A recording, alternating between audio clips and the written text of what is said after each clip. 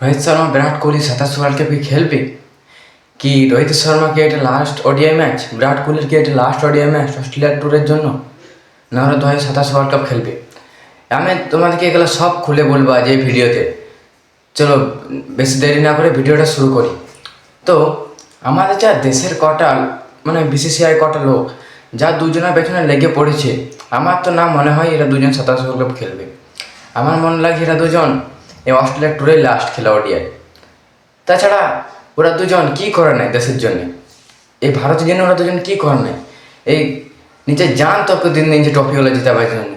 তাও দিকে বিসিসিআই একটা মোকা দিয়ে চলে আসলো, অত সুন্দর পারফরমেন্স, অত সুন্দর। রোহিতটা যে টিম সিলেকশন করেছে তাকে আবার শুধানো হয়েছে কি রোহিত শর্মাকে 27 ওয়ার্ল্ড কাপ খেলবে, তো ও বলেছে নাকি না না না আমি ওসব কিছু জানি না, আমাদের ভাই ভবিষ্যতের চিন্তা, তার জন্য আমরা শুভমান গিলকে ক্যাপ্টেন করলাম, আমাদের ভবিষ্যতের চিন্তা আগে।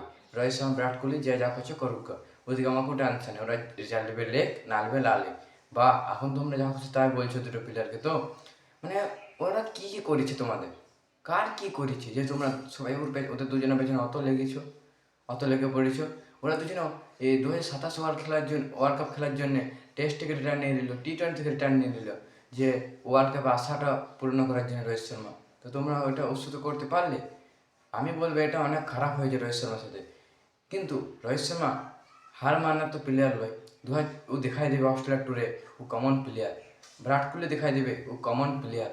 মানে বিসিসিআই দুজনকে রিটায়ার্ড প্লেয়ার জন্য ওডিআই থেকে মানে যেমন তাই করে দেবে, যার বলে বিসিসিআই মানে আঁটো ঝাঁটো প্লেয়ারকে ক্যাপ্টেন করে দেবে, তাও ওদের রোহিত শর্মা ক্যাপ্টেন। মানে রোহিত শর্মাকে এটা বোঝাবার চেষ্টা চলছে কি তুমি কেমন প্লেয়ার। বা বিসিসিআই এটা তোমরা খারাপ, খুবই খারাপ করলে, দুটো প্লেয়ারকে তোমরা লাস্টে ঠিকভাবে খেলতে দিলে না।